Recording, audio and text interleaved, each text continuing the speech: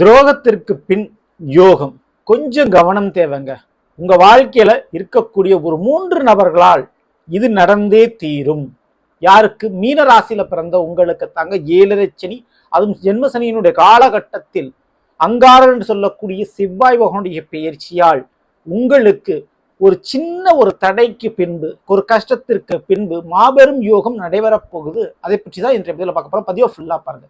மேலும் நம்ம சேனல்ல சனி பக்ர பலங்களாம் பதிவிட்டாச்சு, பார்க்கல சேனலை பாருங்க. மேலும் டிஸ்கஸ் லிங்க் இருக்கும், பிரஸ் பண்ணி பார்த்து பயனடைஞ்சுங்க. மறக்காம நம்ம சேனல் சப்ஸ்கிரைப் பண்ணிட்டு குடைத்தர பெல்லைக்கான பிரஸ் பண்ணிட்டு பக்கத்தில் ஒரு ஆல் ஆஃப் வியூ தவாம செலக்ட் பண்ணிச்சுக்கோங்க. நாங்கள் பதிவிடக்கூடிய அடுத்தடுத்த பதிவுகள் உங்களுக்கு உடனுக்குடன் நோட்டிஃபிகேஷனாக வந்து சேரும்.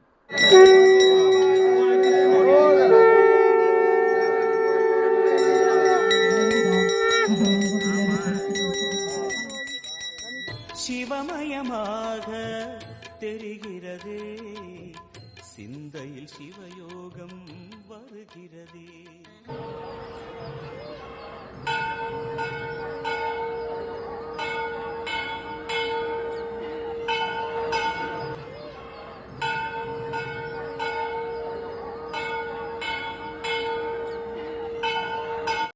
ஓம் ஷீம்லாய் வித்மகே கலகஸ்தாய தீமகே தன்னோ வாராகி பிரசோதயாத். நல்லதே நடக்கும். ஓம் நம சிவாய். எல்லாம் அல்ல ஸ்ரீ வாராகிமன் திருவடி சரணம். மீன ராசியில் பிறந்த நண்பர்களே, மீன ராசிக்கு 2ஆம் வீடான மேஷத்திற்கும் 9ஆம் வீடான விருச்சிகத்திற்கும் அதிபதியாக இருக்கக்கூடிய செவ்வாய் 3ஆம் வீடான ரிஷபத்தில் இருந்து கொண்டிருக்கிறார். ஆகஸ்ட் 1ஆம் தேதிக்கு பிறகு அவருடைய பெயர்ச்சி மிதுன ராசிக்கு போய் அமரப்போகிறார். மிதுன ராசி அப்படின்றது மீன ராசிக்காரர்களுக்கு 4ஆம் வீடு, அர்த்தாஷ்டம வீடு மற்றும் சுகஸ்தானம். சுகஸ்தானத்துல குடும்பஸ்தானாதிபதி, அதாவது உங்களுடைய 2ஆம் வீட்டுக்கும் அவர் தான் அதிபதி. 2க்குரியும் போய் அமர்ந்தால் என்ன மாதிரியான பலனை உங்களுக்கு கொடுப்பார்? முதல்ல மீனராசிக்காரங்களுக்கு நிலக்காரகன் செவ்வாய் இல்லையா, அவர் 4ல் அமர்ந்தா கண்டிப்பா நில புலன்கள் சார்ந்த விஷயத்துல வெற்றி உண்டு. சொத்துக்கள் விஷயத்துல ஒரு நன்மை கண்டிப்பா நடக்கும், தாராளமா எதிர்பார்க்கலாம். புதுசா ஒரு நிலம் வாங்குறது, புதுசா ஒரு சொத்து வாங்குறது, இல்லது இருக்கிற சொத்து பிரச்சனைகள் ஒரு முடிவுக்கு வர்றது போன்ற நிகழ்வுகள் நடக்கும். இது போக படிக்கிற மாணவர்களுக்கு இந்த ஸ்போர்ட்ஸ் விளையாட்டு சம்பந்தப்பட்ட விஷயங்கள்ல வெற்றி காண்பீங்க. சட்ட ஒழுங்கு சம்பந்தப்பட்ட படிப்பு படிக்கக்கூடியவர்களுக்கு, அதாவது ஐஏஎஸ் படிக்கிறீங்க, ஐபிஎஸ் படிக்கிறீங்க, அல்லது வக்கீலுக்கு படிக்கிறீங்க போன்றவர்களுக்கு அந்த படிப்புல வெற்றிகள் கிடைக்கக்கூடிய தருணம். சரிங்களா? அதேபோல காவல்துறை, இராணுவத்தில் இருக்கக்கூடியவங்களுக்கு, போஸ்ட் ஆஃபீஸ் டிபார்ட்மெண்ட்ல இருக்கக்கூடியவங்களுக்கு, எலக்ட்ரிக்கல் டிபார்ட்மெண்ட் இருக்கக்கூடியவங்களுக்குலாம் நல்ல ஒரு யோகமான ஒரு காலகட்டமாக இது அமையும். 4ல் செவ்வாய் அமர்ந்தா திடீர் சொத்து யோகங்கள் உண்டு. படிப்புல சில மாற்றங்களை செய்யும். சரிங்களா? இது பொதுவான பலன், கண்டிப்பா நடக்கும். எப்போதுமே ஒரு ராசியில 45 நாட்கள் இருக்கக்கூடிய செவ்வாய் இந்த தடவை மிதுன ராசியில கிட்டத்தட்ட 51 நாட்கள் இருக்க போகிறார். ஓகேங்களா? ஸோ செப்டம்பர் 20ஆம் தேதி தான் அடுத்த பயிற்சி. அப்போ ஆகஸ்ட் 1லிருந்து செப்டம்பர் 20ஆம் தேதி வரை இங்கே தான் இருக்க போறாரு, மிதுன ராசியில் தான் இருக்க போறாரு.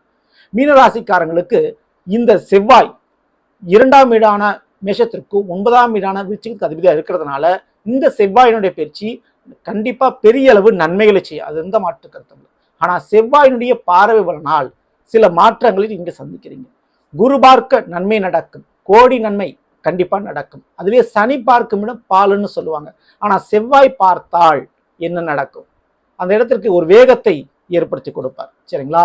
ஸோ செவ்வாய்க்கு 4, 7, 8 பார்வை பலன் உண்டு. 4ஆம் பார்வையாக 7ஆம் வீடான கன்னியை பார்க்கிறார். உங்களுடைய மீனத்திற்கு அது 7ஆம் வீடு இல்லையா?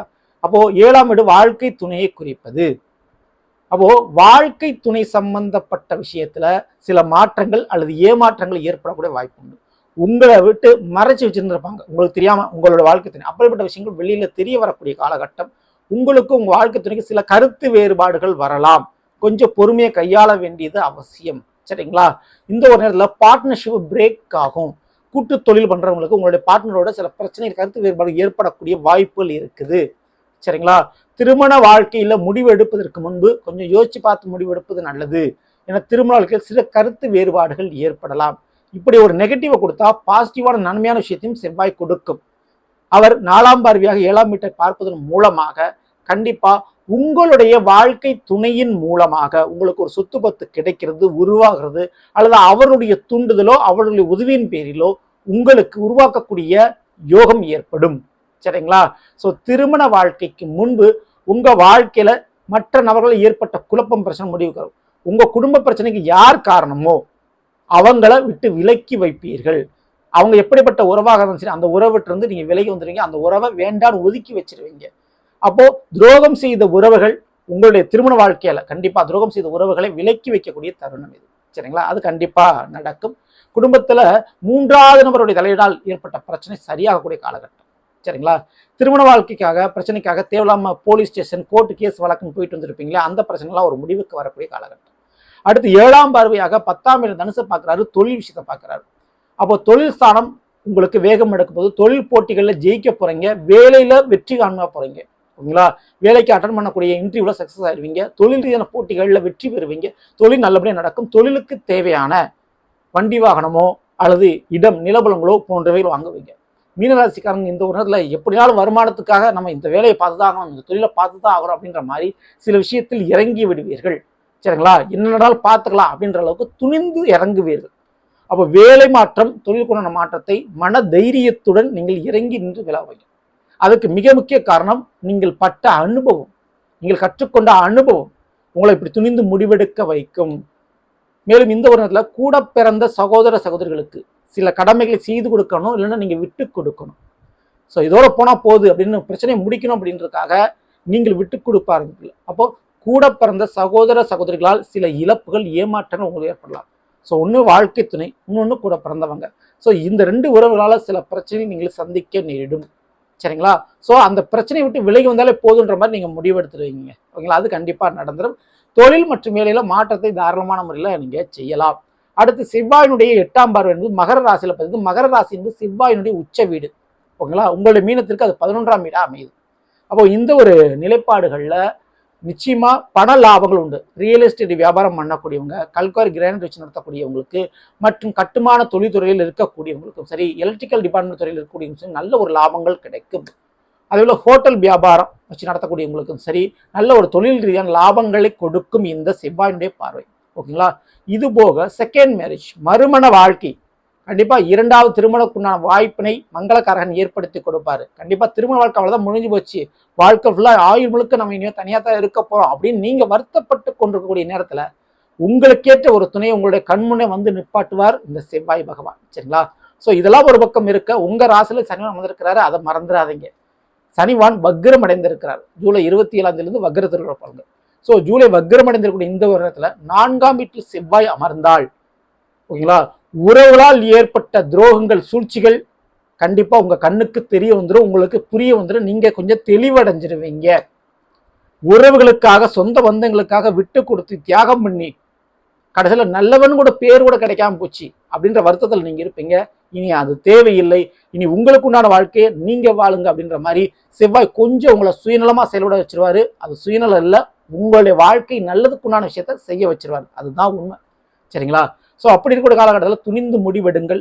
படிப்பு முதல் வேலை தொழில் வரை நிச்சயம் மாற்றத்தை கொடுத்து நல்ல விதமான யோகத்தை கொடுக்கும். இந்த ஒரு நேரத்தில் செவ்வாய்க்கு அதிதேவதை தெய்வம் அப்படின்னா முருகப்பெருமான்.